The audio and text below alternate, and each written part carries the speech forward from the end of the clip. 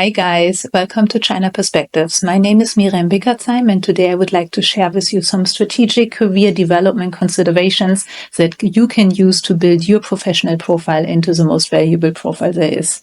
I'll be talking about junior employees, mid-level employees and senior employees. If you're a senior employee, I would recommend that you watch the whole video until the end because it gives you some good advice what to do, especially also in a slow economy as we currently have in many countries. All right, let's get started. And let's get started with the junior employees. Normally in recruiting and in HR, we say junior employee is somebody who has between 0 to 5 years working experience.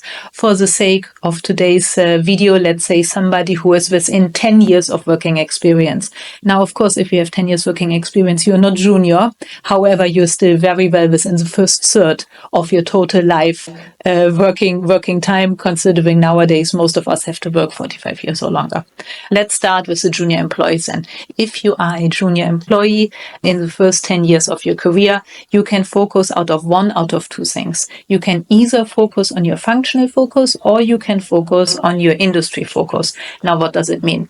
A functional focus is a function that you choose. So, for example, sales function, HR function, finance function, engineering function, production function, and so on.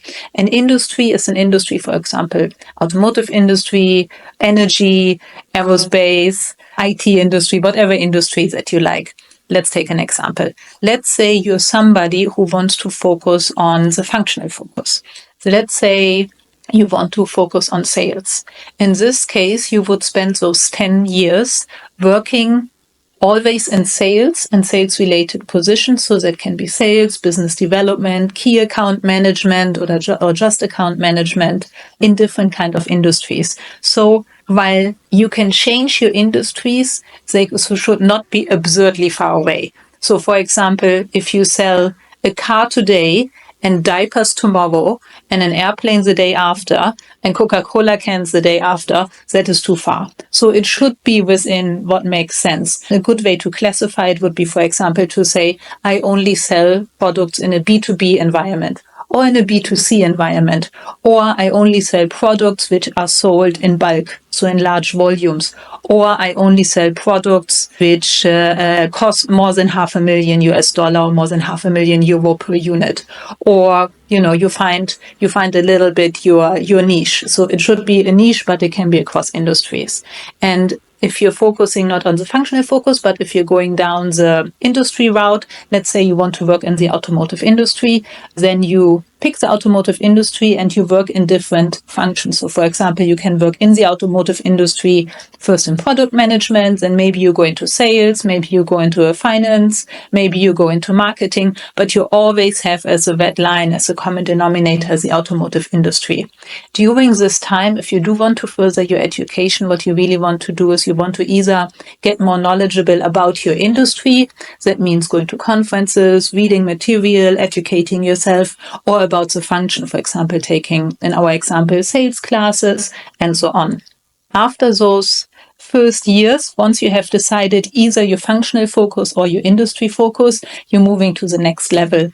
And now you have reached your mid-level career stage. And here are again two ways which you can go. The first way is in terms of company size. So for example, a large multinational with many thousands of employees, to somewhere in the middle, a small, medium enterprise, and somewhere on the smaller scale, for example, a startup organization, right? And then the second way you could go is in terms of positioning inside the value chain. So on the one hand, you have the OEMs and then the first and second tier suppliers.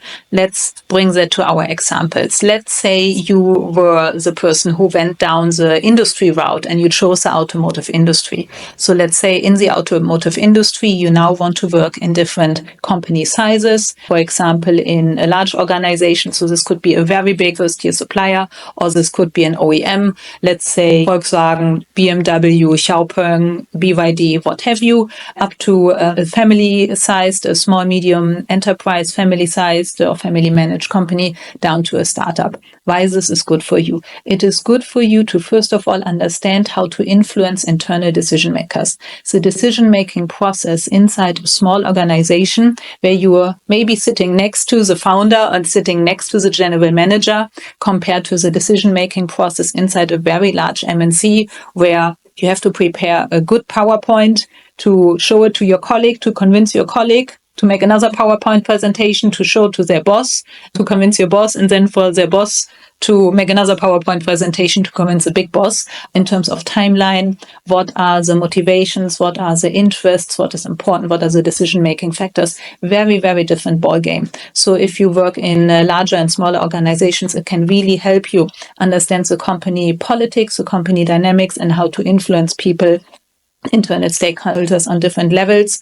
Also, usually individuals in larger organizations, they tend to be fairly specialized, and people in small organizations, because there are just not enough people to go around, it is much easier to develop into a new area. So if you say, oh, I had an idea, I want to do this project, if the boss gives the okay, it's very easy to just go ahead and do it. Also, some restraints, of course. If you're working for a larger organization, you probably have a larger budget to work with. If you're working for a small startup, then probably less. So that really also adds a lot of skill to your professional profile. If you want to work in different organizations across the value chain. So let's say, again, a large OEM, what I just said, automotive, BMW or Ford or GM, down to the first and second tier supplier, that can really give you an edge because you understand how are they in relation to each other. For example, what are the trends generally as an industry, but also what is important for an OEM to choose what supplier. I give an example. If you have worked in an OEM before, and then you change to be on the supplier side and you want to sell into the OEM, you will have a much better understanding what is important for them. So that really increases your success rate to develop a good relationship with the OEM later. Let's say you went down in the earlier example when you were junior, you went down the sales route, and it's the same game. So if you're working for a large multinational company and you say, hi, my name is Miriam, I'm working for this really big company, which you know for sure, then you don't need to really sell. You don't really need to explain. Everybody knows what you're doing. And so then the sales process will be very different. Instead of saying, hi, my name is Miriam, I'm working for a tiny company, which never ever anybody heard about before, when you really have to explain, and it's a very different process. So if you are able to work for different companies, famous, less famous, larger, smaller organizations, that will really increase your sales skill. And the same also for where companies are based on the value chain. So, for example, if you're selling into a second-tier supplier, very likely you're selling directly to the general manager. If you're selling into an OEM, very likely you have to go through maybe a design-in process where you try to catch somebody when the product is still in the development stage. You're trying to talk to the R&D team. Maybe you're trying to talk to the production team. Then you're trying to position your component inside their design plans. And then later on, you try to get internal recommendations, and they will refer you to the purchasing team. Then you have to go through the purchasing or procurement team. There may be a tender process. So it's a really very different sales structure. And if you have experienced it for yourself, it will really increase your chances to be successful in the future and just add a lot more value.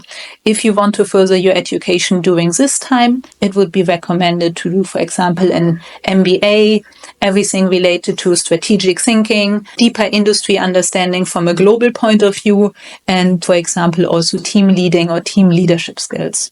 All right, and let's go to the last part. Let's say congratulations, you are a senior professional. You have chosen your functional focus or your industry. You've worked in different company sizes and companies across the value chain. And now the next step to focus on is, number one, different team sizes. And in this case, bigger is better, and also in different regions. For team sizes, it would be recommended, number one, really adding value to your profile if you can say, okay, I was leading teams which are diverse, not only in terms of demographic background, language and culture, but also who were based in different locations in one country or in several countries. Maybe some of them were in the office, some of them I had to manage remotely, some of them were in this department or that department. So basically, if you're able to show that you're leading cross-functional departments, not only departments which are similar, let's say sales, key account management, marketing, product management, but really cross-functional leadership experience, that is definitely something that is really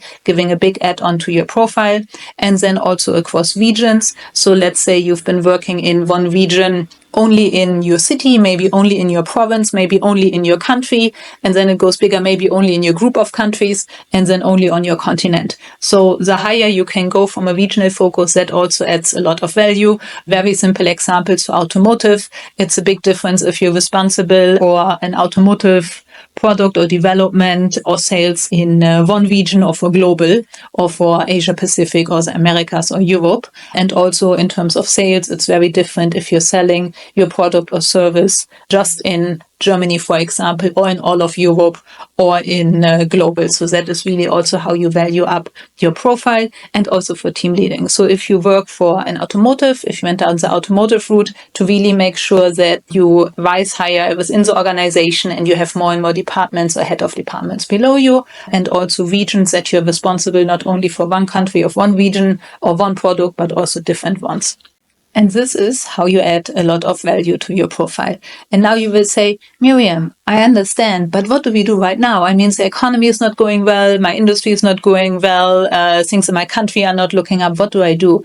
And I really hope that this can give you a little bit of a guideline, a little bit of an orientation to say, okay, maybe right now I cannot make the big career development step, which gives me bigger experience, a lot more money and more prestige. But what can I do strategically? If, for example, larger companies are not hiring, can I go to smaller companies? How does it make sense for me? If, for example, OEMs are not hiring, can I go to second-tier suppliers or vice versa? If, for example, in country A, nobody is hiring, can I go to country B? I hope this was helpful for you. Let me know what you think in the comments. Thank you.